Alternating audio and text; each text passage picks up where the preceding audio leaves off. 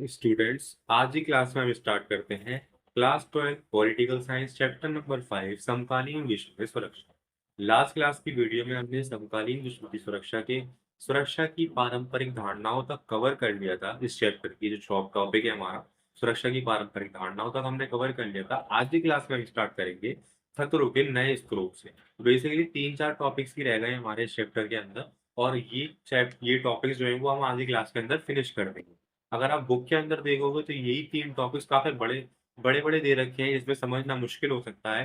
But हम जो पढ़ेंगे वो main points and main topics के ऊपर ही मूव करेंगे, ताकि हम सभी चीज़ें समझ सकें और अपना चैप्टर भी फिनिश कर दें। और नेक्स्ट क्लास से हम नेक्स्ट चैप्टर के ऊपर मूव हो जाएँ। तो हम स्टार्ट करते हैं अपनी आज की क्लास। तो लेट्स स्टार्ट। तो सुरक्षा की धारणाएँ, अभी तक तो हमारा ये चैप्टर बेस है वो ओवरऑल सुरक्षा की धारणाओं के ऊपर बेस है, कि सुरक्षा किस-किस चीज़ों में लाया करती है, कैसी खतरा होना चाहिए जिसके ऊपर सुरक्षा का एक्शन हो। तो बेसिकली अभी तक जो हमने पढ़ा है, वो पारंपरिक धारणा पढ़ा है।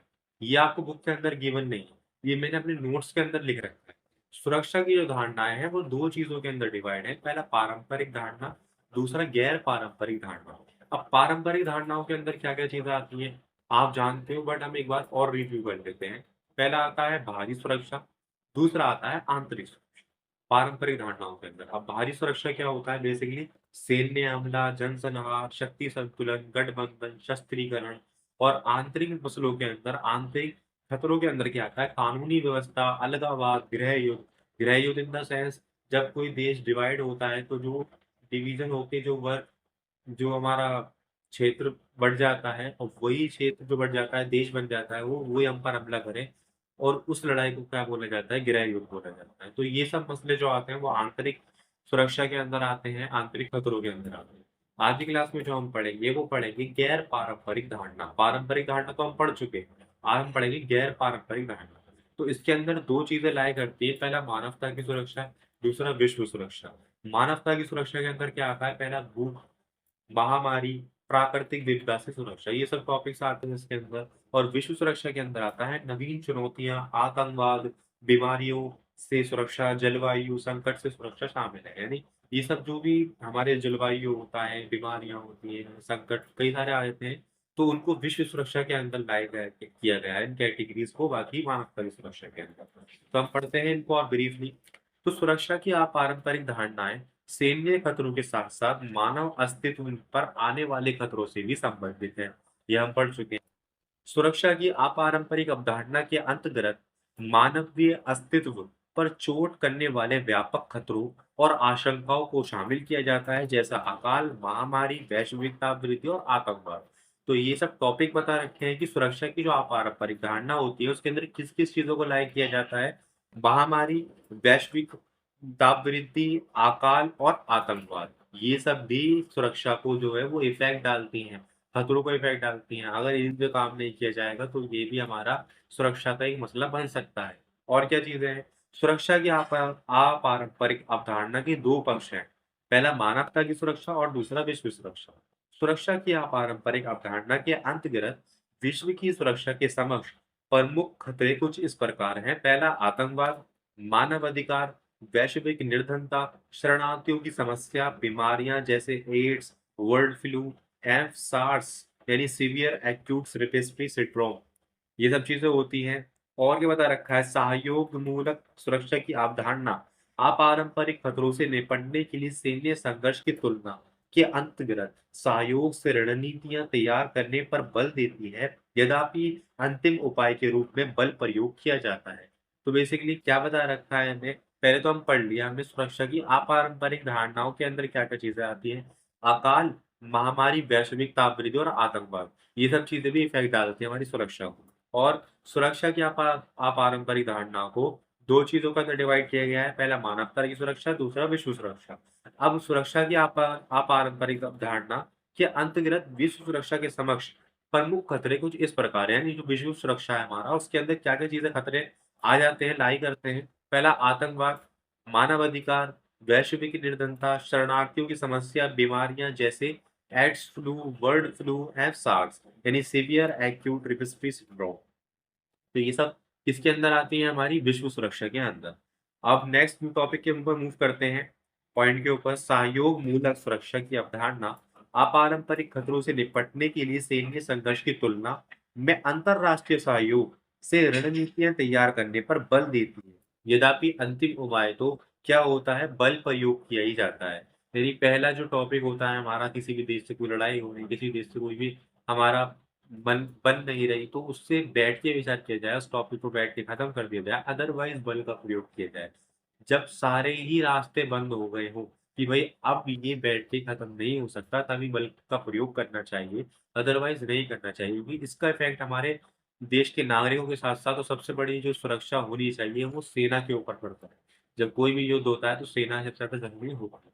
और क्या बता रखा है, सहयोग मूलक सुरक्षा में विभिन्न देशों के अतिरिक्त अंतरराष्ट्रीय संगठन, संयुक्त राष्ट्र संघ, यूएनओ, विश्व बैंक आदि, सभ्य संगठन, रेड क्रॉस, एमनेस्टी इंटरनेशनल आदि, व्यवसाय संगठन एवं प्रसिद्ध हस्तियां जैसे नेल्सन मंडेला, मदर टेरेसा आदि शामिल हो सकती हैं।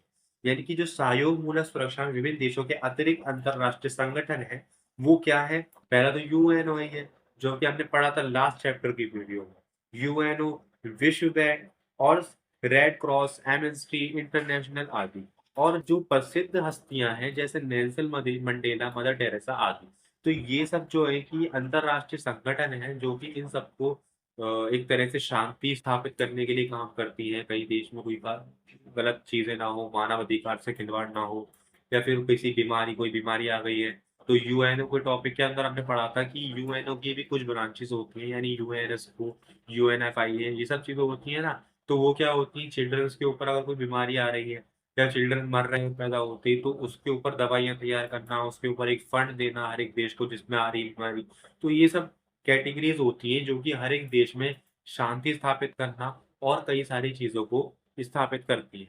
वो उसमें से कुछ संगठन के हमें नाम दे रखे हैं जो कि मैंने आपको बता दिए। अब हम बढ़ते हैं अपने नेक्स्ट टॉपिक के ऊपर, भारत की सुरक्षा की नीति के घटक। पहला क्या आता है, भारत की सुरक्षा नीति के 4 प्रमुख घटक हैं। यानी जो भारत की सुरक्षा नीति है उसके अंदर 4 प्रमुख घटक आते हैं। ये काफ़ी इंपॉर्टेंट टॉपिक है और ये एग्ज़ाम्स के अंदर भी काफ़ी पूछा जाता है। पहला आता है सैन्य क्षमता को मजबूत करना। दूसरा, अंदरूनी सुरक्षा को मजबूत करना। आर्थिक विकास करना, अंतरराष्ट्रीय संस्थाओं को मजबूत करना। ये 4 टॉपिक्स आते हैं। अगर 5 नंबर का भी क्वेश्चन आ रहा है और आपने ये 4 टॉपिक लिख दिए और इनका कुछ-कुछ मतलब बना के भी लिख दिया अगर आपको आता होगा, तब भी आपके 5 मार्क्स कहीं नहीं है। तो एक बार दोबारा रिवाइज करता हूँ मैं, भारत की सुरक्षा नीति घटक के अंदर क्या-क्या चीज़ें आती हैं? पहले, सैन्य क्षमता को मजबूत करना, अंदरूनी सुरक्षा को मजबूत करना, आर्थिक विकास करना, अंतरराष्ट्रीय संस्थाओं को मजबूत करना। ये 4 टॉपिक्स आते हैं हमारे। और आतंकवाद, आतंकवाद से तात्पर्य पूर्व हिंसा के व्यवस्थित प्रयोग से है, जिससे समाज में भय का वातावरण बनता है। इसका प्रयोग प्रमुखता से राजनीति पार्टी के उद्देश्यों के अतिरिक्त कई अन्य उद्देश्यों के लिए किया जाता है। आतंक का एक व्यवस्थित प्रयोग प्राय हिंसक, विशेष रूप से दबाव के स्थान के रूप में हिंसात्मक कार्य जिनका उद्देश्य एक निश्चित आर्थिक, राजनीतिक, वैचारिक लक्ष्य के लिए भय उत्पन्न करना तथा विदित रूपेण नागरिकों की सुरक्षा को लक्षित करना तथा उनकी अवहेलना करना। सो स्टूडेंट्स, ये जो टॉपिक मैंने आपको पढ़ के बताया है ये सारा आतंकवाद से रिलेटेड है कि ये आतंकवाद का जो प्रयोग होता है वो क्यों होता है। तो बेसिकली किसी देश की राजनीतिक पार्टी से कोई अपने उद्देश्य को पूरा करवाने के लिए इसका यूज किया जाता है आतंकवाद का। और इसका जो मकसद होता है वो क्या होता है, आतंक का एक व्यवस्थित प्रयोग हिंसक, विशेष रूप से दबाव के साधन के रूप में होता है। यानी कि इसका इफेक्ट वो सरकारों के साथ-साथ उस देश के नागरिकों को भी झेलना पड़ता है, अदरवाइज़ इनकी सुनवाई नहीं की जाती। तो क्या करते हैं, पब्लिक प्लेस के ऊपर बम वगैरह रख दिए जाते हैं स्कूलों के अंदर। तो उससे क्या होता है, पब्लिकों को भी काफ़ी परेशानी झेलनी पड़ती है इस आतंकवादी संस्था से दूर। हिंसात्मक हिंसात्मक कार्य होता है इनका उद्देश्य, आर्थिक, राजनीतिक और वैचारिक लक्ष्य के लिए भय उत्पन्न करवाना अपना।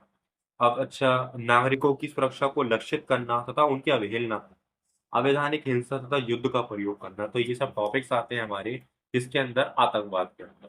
सो हमारा chapter number 5 is complete. Next class से हम करेंगे next chapter start. I hope आपको सभी चीज़ें क्लियर हुई होंगी। बेसिकली हम पॉइंट टू पॉइंट हमने इस चैप्टर को कवर किया है। फिर भी अगर आपको किसी पॉइंट के अंदर या किसी वीडियो के पार्ट के अंदर कोई डाउट है तो आप मुझे कमेंट करके ज़रूर बताएँ। मैं उसको पूरा करने की, ठीक करने की कोशिश करूँगा। तो अगर आपको वीडियो अच्छी लगी हो तो चैनल को सब्सक्राइब कीजिए, वीडियो को लाइक कीजिए, शेयर कीजिए।